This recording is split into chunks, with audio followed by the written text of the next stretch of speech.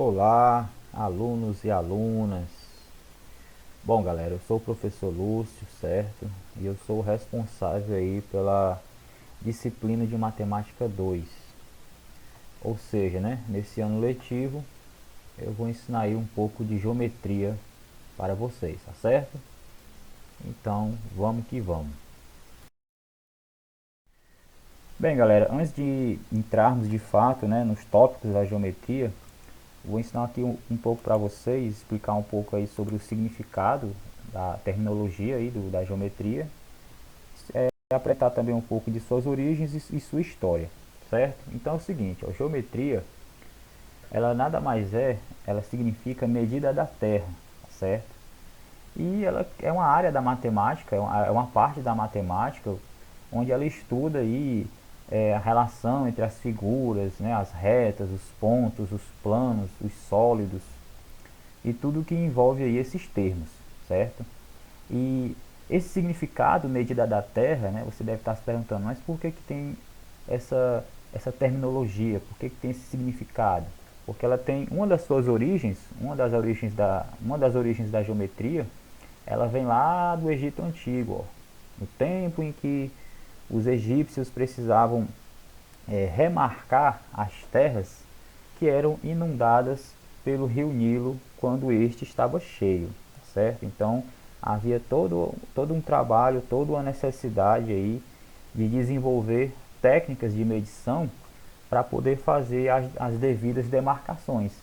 Então foi nesse cenário, né, foi nesse contexto que surgiu a necessidade de obter essas medições, e aí a geometria ela foi se originando e foi crescendo, beleza? Então esse é um pouco aí um pouco da história, né? Um pouco da origem da geometria. Pois bem, então a geometria no seu início era todo um conjunto de conhecimentos que estavam ali soltos, né? E tinham uma grande utilidade nas demarcações de terras, em medidas de figuras e tal. Mas foi só um tempo depois, na Grécia Antiga, que um senhor, né, um filósofo chamado aí Euclides, que resolveu então dar um tom, uma tonalidade mais lógica, né, mais sistemática, mais filosófica a essa geometria, certo? Então, a partir desse momento que ele colocou esses conhecimentos em livros e foi lá demonstrando, né, teorema por teorema, passo a passo, por um caminho lógico, certo? Então ele acabou criando a sua própria geometria. Por isso que ela tem um nome aí, né? É denominada geometria euclidiana. E essa é a geometria mais popular, por isso que ela é ensinada aí até hoje no ensino básico, certo? Qual é a base da geometria euclidiana? A base de toda essa área da matemática são os conceitos de ponto, reta e plano. Quando se fala em conceitos de ponto, reta e plano, estamos falando de axiomas, que são verdades que são aceitas sem a necessidade de demonstração, sem você precisar demonstrar que aquilo ali é verdade. Até porque então, ó, o que foi que Euclides fez para poder construir toda a sua geometria? Ele considerou que os conceitos de ponto, reta e plano, elas devem ser aceitas como verdade usando apenas a intuição.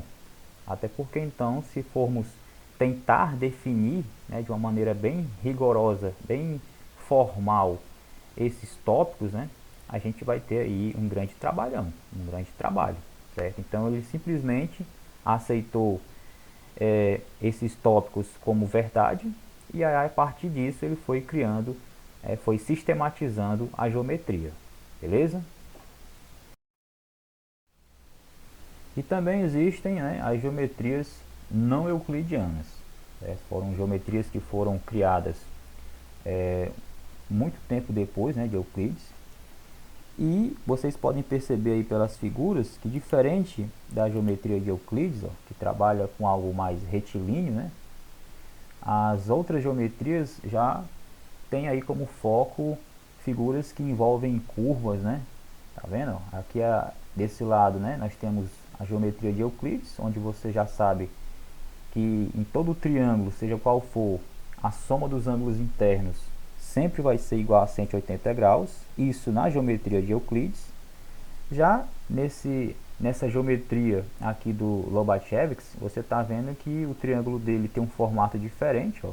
Os lados são todos formados por curvas, e aqui afirma que a soma dos ângulos internos, ó, é menor que 180 graus. Então daqui você já percebe que já é uma outra geometria, que já tem aqui um outro comportamento, uma outra forma de você enxergar aí as figuras no mundo, certo? Então, às vezes a pessoa se pergunta, sim, mas qual é a geometria então verdadeira, né? Qual é a verdade absoluta aqui no caso? Aí eu costumo dizer que não existe, né? Não podemos decretar que só a geometria de Euclides ela pode ser aceita como verdade universal e acabou, certo? Não é bem isso. Se formos falar sobre algo absoluto, né, sobre verdade absoluta, a gente vai ficar debatendo aqui por horas, por dias ou até eternamente, porque não podemos, né, nós como meros humanos, definir as coisas de um modo absoluto. Eu costumo dizer, né, costumo defender que as geometrias aqui estão sendo apresentadas, cada uma delas tem a sua importância, cada uma delas tem sua utilidade e cada uma delas nos proporciona um modo diferente de enxergar o nosso mundo. Por isso que elas têm o seu mérito, beleza? Agora sim, claro, aqui no ensino médio, no ensino básico, a gente vai dar ênfase, a nossa disciplina geometria vai ter como base a geometria do Euclides, certo? Aí quem quiser conhecer aí as outras geometrias vai ter que se aprofundar mais na área, né, no ensino superior, para poder aí ter um maior aprofundamento, tá certo? Então, vamos que vamos. Bom, galera, eu quero falar agora sobre segmento de reta, certo? Porque também vai ser muito importante a gente entender o que é isso, para a gente compreender os próximos tópicos dessa aula. O que seria então um segmento de reta? De um modo bem simples, eu posso dizer que ele nada mais é que um pedaço de uma reta. Tranquilo? Que é o seguinte, ó, uma reta, você está vendo que ele não tem direção, não tem nem começo nem fim, é algo infinito, tá certo? Agora, quando eu considero uma parte dele, né, quando eu consigo separar uma parte dessa reta, nesse momento eu estou conseguindo obter, ó, um segmento de reta.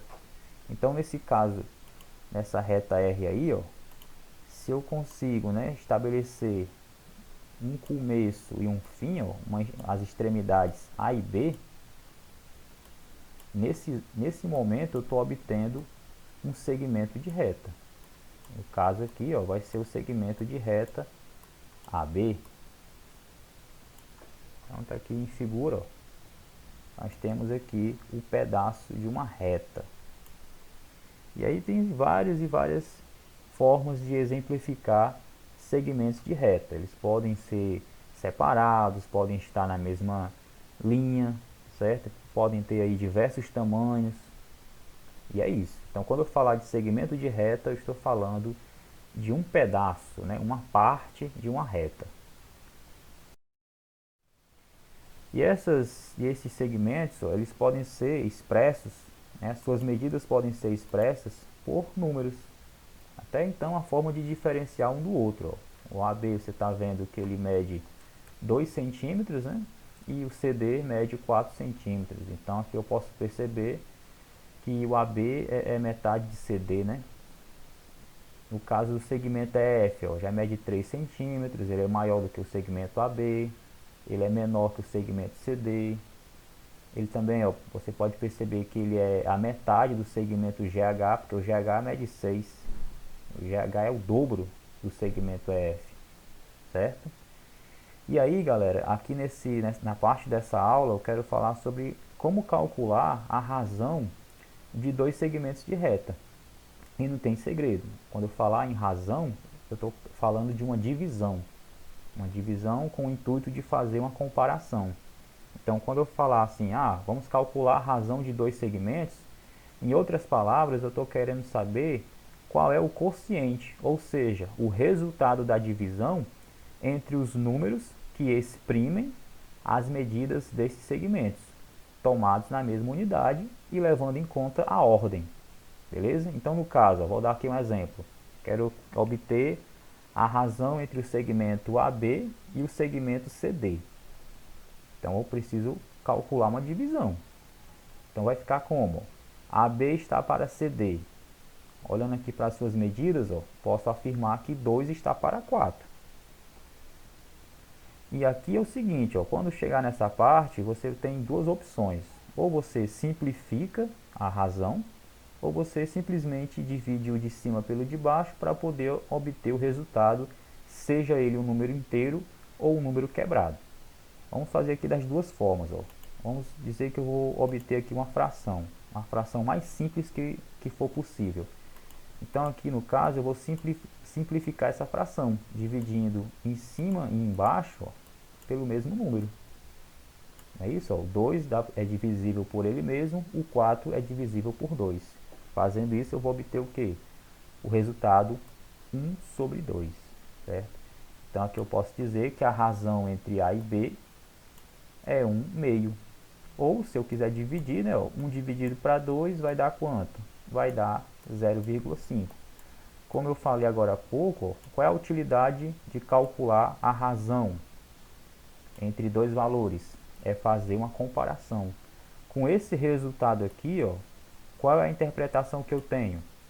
A interpretação que eu tenho é que o segmento AB ele é a metade do segmento CD. Tranquilo? E não esquecer que a ordem dos termos, dos segmentos, importa bastante na hora de calcular a razão.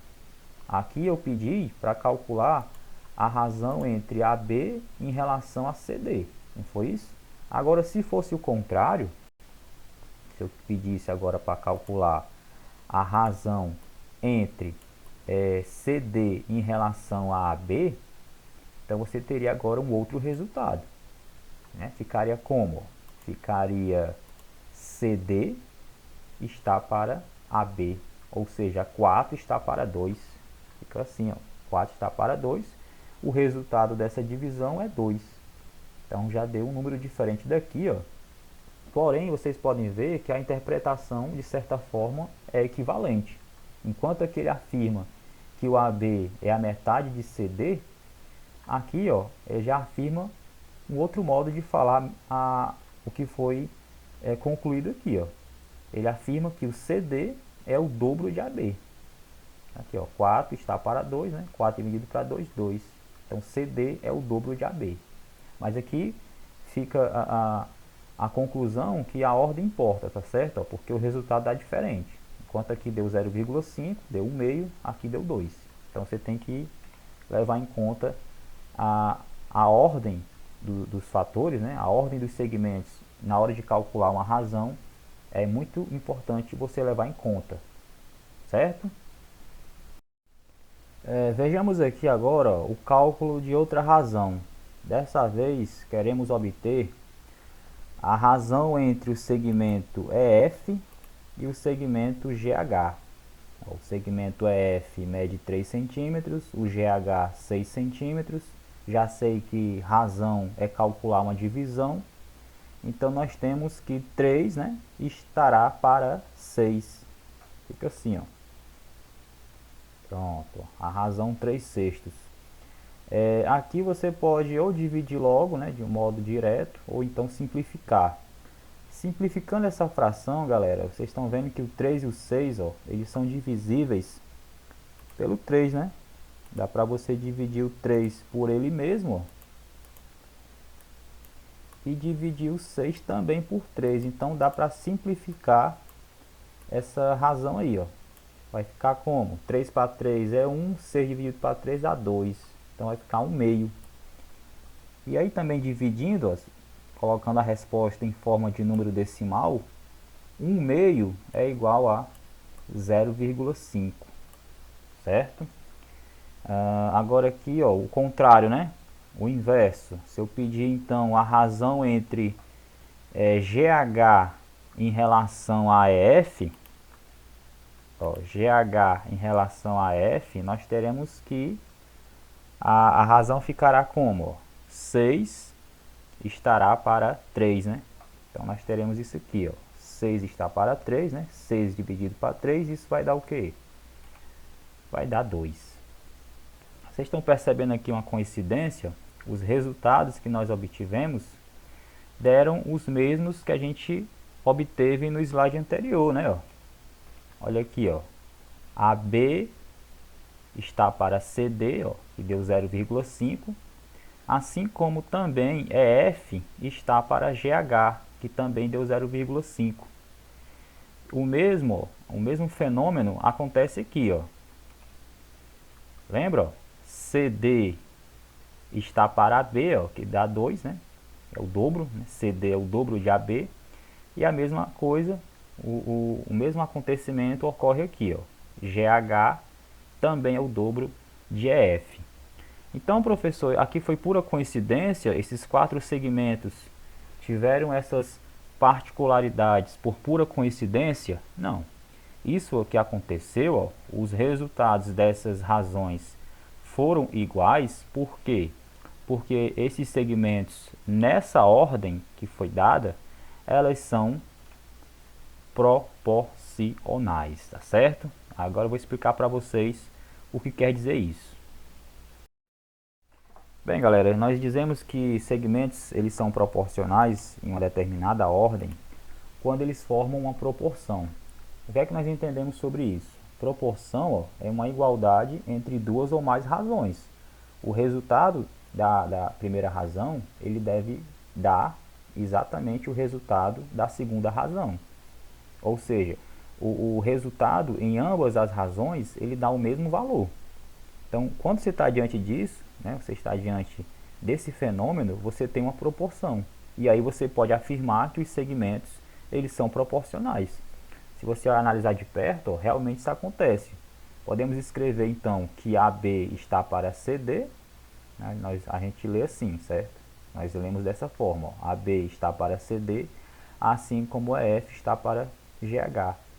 Trocando aqui, ó, as letras pelos números, nós temos o seguinte: 2 quartos, 2 está para 4, assim como 3 está para 6.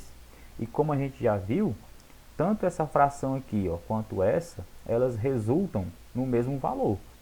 Né? Simplificando aqui essa fração e essa, ou então você dividindo logo 2 pelo 4 e o 3 pelo 6, em ambas as divisões vai dar o mesmo valor. Certo? A gente já viu que dá aí a fração, né? 1/2, e esse 1/2 é igual a 0,5. A gente for representar aí pelo número decimal. Então o que a gente pode tirar aqui? Ó? Poxa, eu tenho duas razões. Essa primeira foi obtida desses dois segmentos, né? E essa outra aqui também foi calculada através desses outros dois segmentos. Ó. E em ambos os casos, elas deram o mesmo valor, o mesmo resultado. Ó. Certo? Esse valor único, que é comum, né? As razões, a gente representa pela letra K e dá o nome de constante de proporcionalidade. É ele que provoca essa proporção, certo? Uma outra maneira de você analisar, né, investigar, comprovar que os segmentos são ou não proporcionais é usar a famosa propriedade de uma proporção. Acho que vocês já devem ter ouvido falar, né? Que em toda proporção o produto dos meios é igual ao produto dos extremos. Usando outra forma de falar isso, a gente está mais habituado a ver a multiplicação cruzada, não é isso? Alguns falam cruz credo e tal, enfim. De todo modo, uma proporção ela obedece a essa propriedade. Então, se você quiser verificar se os segmentos são ou não proporcionais, então você tem aqui dois caminhos. Ó. Ou você faz analisando a constante, né, de proporcionalidade, ou então você aplica a propriedade da multiplicação cruzada. Perceba ó, que ela obedece sim essa regra. Se multiplicarmos aqui ó, os meios pelos extremos, ó, o que é que nós iremos obter? 2 vezes 6, ó, aqui ó, 2 vezes 6, né, ó, é 12. E 3 vezes 4 também é 12. Logo, ficou aí, né, ele levou em conta essa propriedade, ela comprovou que esses segmentos são realmente proporcionais, certo? Aqui, ó, agora um outro exemplo. Nós temos agora outros segmentos e a gente, nessa ordem que ele deu aqui na questão, ó, no exemplo, ele afirma que são proporcionais. Ou seja, o GH está para F, assim como o CD está para AB. Para comprovar isso de fato, a gente faz a mesma coisa que fizemos agora há pouco. Ó. Substituindo aqui, ó, as letras, né, pelos números, nós temos a seguinte igualdade. Ó. 8 está para 4, ó, 8 está para 4, assim como o CD, que também mede 4, está para AB, que mede 2. Então, para comprovar que isso aqui é ou não uma proporção, podemos fazer de duas formas, analisando a constante de proporcionalidade e também aplicando a propriedade da multiplicação cruzada. Vamos fazer das duas formas. Percebam que a constante de proporcionalidade aqui, ó, é igual a quem? Se tu divide 8 para 4, dá 2. A mesma coisa acontece aqui, ó. 4 dividido para 2 também dá 2. A constante, né, a que provoca essa proporção, ela então ela é o número 2, certo? E se formos também investigar isso usando o cruz-credo, ó, aqui ó, a mesma igualdade, aplica a multiplicação cruzada, não é isso? E aí teremos, né, iremos comprovar o que já sabemos, ó, 8 vezes 2 vai dar então 16, 4 vezes 4 também dá 16. Temos aqui então a igualdade, ó. Então realmente os segmentos que foram dados, eles são proporcionais, tá certo? Pois bem, turma, agora eu vou apresentar para vocês alguns exercícios, né, para a gente poder compreender com mais atenção aí, com mais convicção, o que foi explicado nos slides anteriores, certo? Então nessa questão aqui, ó, nós temos 4 segmentos que foram dados nessa ordem. A questão afirma que eles são proporcionais, certo? Eles formam uma proporção. E o nosso objetivo é descobrir o valor de x. Ó. Então vamos então tentar desvendar esse valor. Então bora lá. Como esses valores aqui foram dados, ó, o valor do AB, o valor do CD e o valor do EF, eu já posso usar eles na minha resolução. Então vai ficar assim, ó. No lugar do AB substituir por 22, no lugar do CD substituir por 11, no lugar do EF substituir por 60. E o nosso objetivo é descobrir a medida do segmento GH, que foi representado pela letra X. Então, para você encontrar esse valor, né, o valor dessa letra, você pode usar ou o conceito aqui da constante de proporcionalidade, ou então você pode aplicar, né, e partir logo para a multiplicação cruzada. Eu vou resolver dos dois modos, tá certo? Se a gente for optar em resolver, né, em encontrar o valor de x usando a ideia da constante, nós teremos o seguinte, ó, a gente primeiro tem que saber qual é o resultado, ó, dessa divisão aqui. Ó. Nós sabemos que 22 dividido para 11, isso vai dar quanto? A gente sabe que vai dar 2, né? Então o valor de K, o da constante, ó, é 2. Então é obrigado que aqui também, ó, o resultado dessa divisão aqui, ó, de 60 para x, o resultado dessa divisão tem que dar 2. Então você pensa comigo, poxa, o 60 ele tem que ser dividido por qual número para poder dar o número 2? Pensa aí. Já sabemos que é quem? Que o x deve assumir o valor 30, né? Porque se você dividir aí 60 por 30, né, ó, a gente vai ter exatamente como resultado o número 2. Tá vendo? O 30 é a metade de 60. Então, realmente, a gente pode dizer que o valor de x ele é igual a 30. Então, apagando aqui, ó, temos então a solução aí desse problema. Então eu resolvi isso usando a noção inicial da proporção, através da constante de proporcionalidade.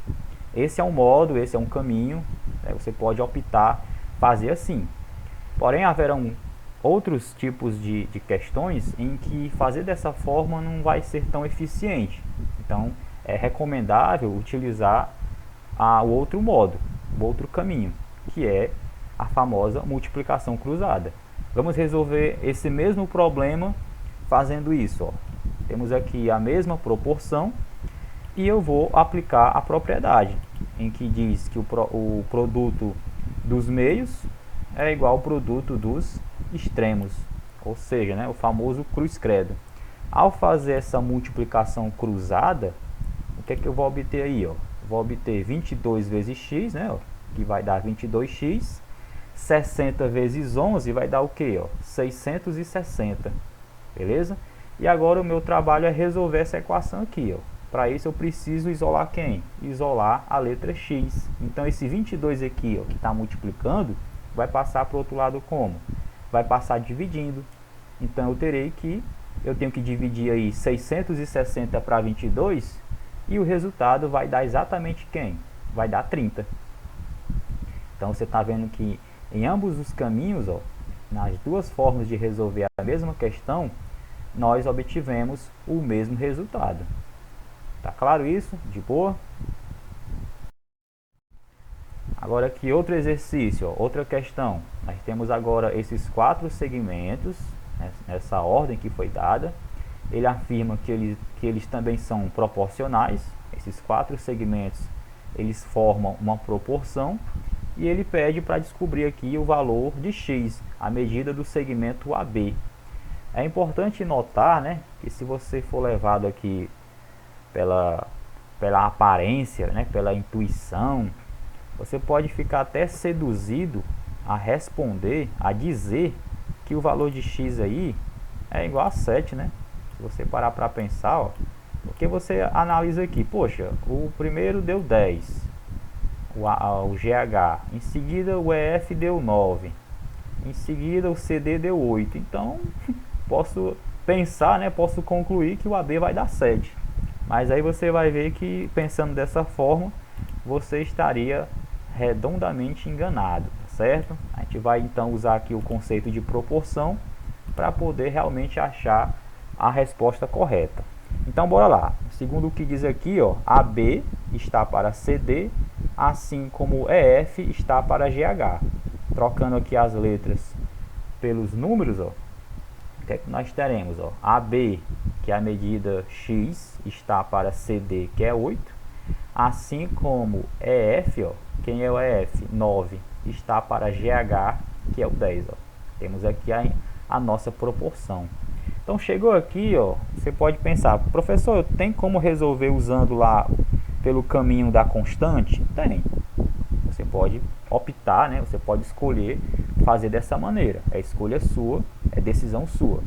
Só que vocês vão perceber que durante todas as aulas que virão, quando se tratar desse assunto que envolve proporção, regra de 3 e tal, eu vou utilizar mais o cruz-credo, a multiplicação cruzada. Tá combinado? Então aqui eu vou fazer como? Eu vou aproveitar que eu tenho essa proporção aí, ó, e vou fazer aqui o velho aplicar, né, o produto dos extremos, que deve ser igual o produto dos meios, tá certo? O cruz-credo. Fazendo isso, nós iremos obter o que? Ó? Veja que eu multipliquei aí x por 10, então vai dar o que? Vai dar 10x, né? E multiplicando 8 por 9, ó, 8 vezes 9, vai dar quem? Vai dar 72. Agora basta você resolver essa equação aqui, ó, isolando o x. Então esse número 10 que está acompanhando o x, que está multiplicando o x, ele deve ser deslocado para o outro lado, porém ele deve ir como? Com a operação inversa. A operação inversa da multiplicação é a divisão. Então eu tenho aí, ó, que x é o resultado da divisão de 72 por 10. E isso vai dar o quê? Vai dar 7,2. Olha aí, ó, a gente tinha pensado, né, ó, que era 7, ó, mas não, na verdade, a medida aí do valor x, né, do segmento AB, é 7,2. É esse valor aí que faz com que esses 4 segmentos, né, na ordem estabelecida aí, eles sejam proporcionais, tá certo? Agora temos aqui nossa terceira questão, ó. Dessa vez você está vendo que o enunciado ele não está envolvendo aqui figuras, então a gente vai ter que abstrair um pouco, mas é bem tranquilo, ó. O que é que diz aqui?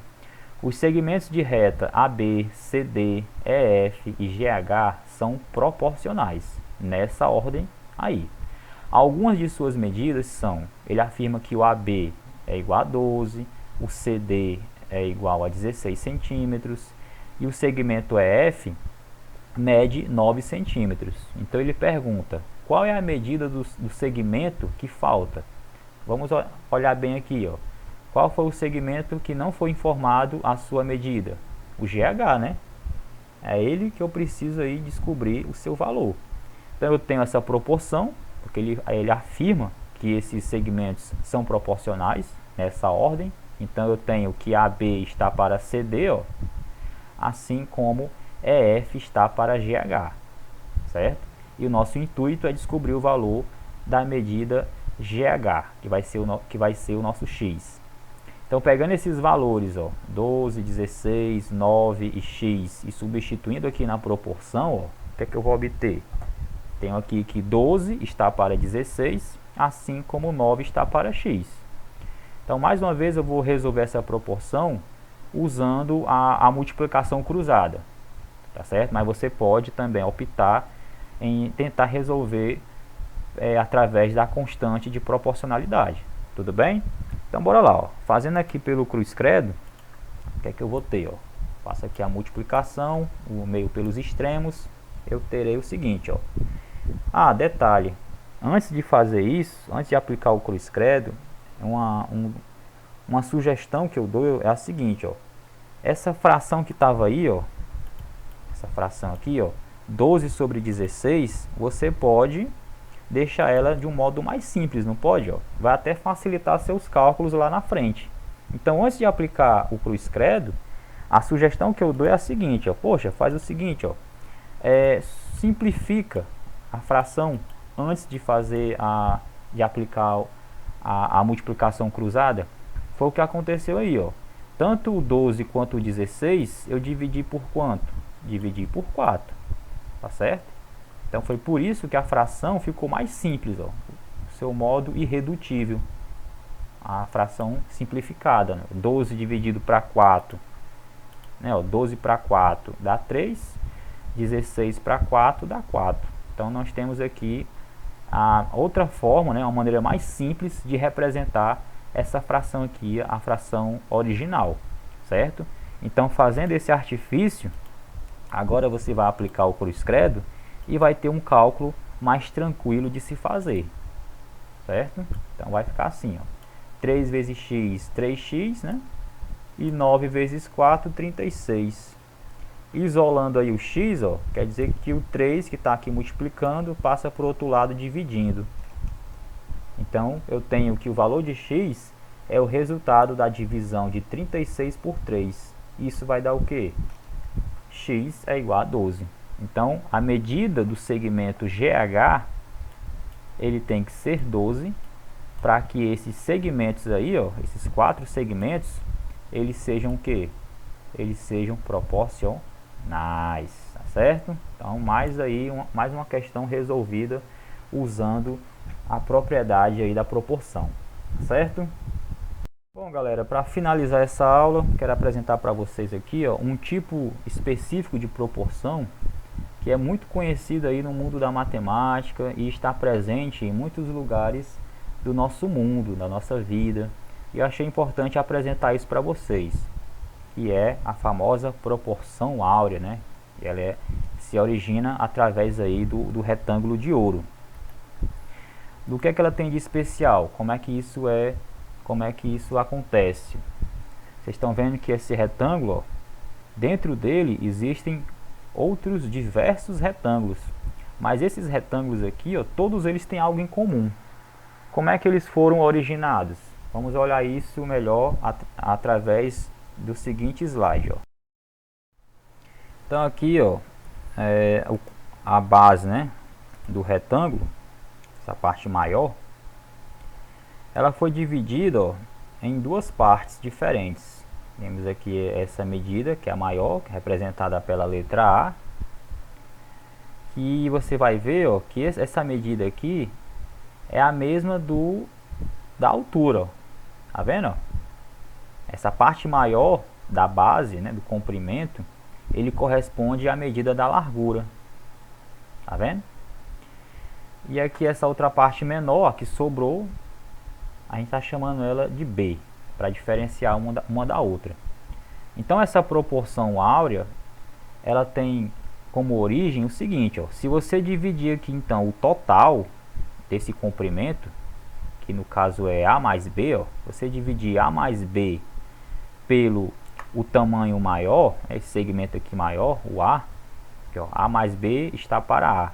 Você vai ver que o resultado dessa divisão vai ser o mesmo, no caso, quando você divide também a maior medida pela menor medida. Né? Quando você dividir então o A pelo B, ambas as razões, né, em ambas as divisões, você vai encontrar o mesmo valor, que no caso aqui, ó, esse número que é uma dízima não periódica, 1,61803 e assim por diante. É um número irracional. Esse número é conhecido como o número de ouro, representado aí pela letra φ, uma letra grega. Então, quando você está diante de uma proporção áurea, né, um retângulo de ouro, ele vai te apresentar esse número aqui, ó, certo? Então, todos esses outros retângulos que estão dentro do retângulo maior, eles obedecem esse mesmo padrão, né, essas mesmas proporções, e aí isso vai acontecendo, né, de forma infinita, e por isso que origina toda essa figura bonita aqui, ó, toda essa espiral, tá vendo? Ó? É uma das figuras mais bélicas aí, mais bonitas, né, mais lindas aí da matemática. E ela está presente em diversos lugares do mundo, na natureza, na arte, na arquitetura, no corpo humano, onde você menos imaginar, essa proporção estará lá presente. Então, tá aqui alguns exemplos, ó, onde você pode encontrar o retângulo de ouro. Você pode encontrar aqui na arte, né, os quadros aqui do Leonardo da Vinci. Aí você também pode encontrar essa proporção no corpo humano, certo? Também está presente na arquitetura. Um exemplo são aí os templos antigos da Grécia. Ela também está presente na natureza e na área aí do web design, certo? Então, galera, apresentei aqui alguns exemplos onde você pode encontrar os retângulos de ouro. Mas como eu falei, onde você menos imaginar, você poderá encontrar essa belíssima proporção, certo? Bom, então espero que vocês tenham aí aproveitado essa aula, tenham gostado dela. Se tiver ficado alguma dúvida, deixe aí nos comentários, entre em contato comigo, que com certeza eu farei o melhor possível para poder sanar sua dúvida, tá certo? Então vou indo aqui, galera, fique com Deus e até a próxima. Falou!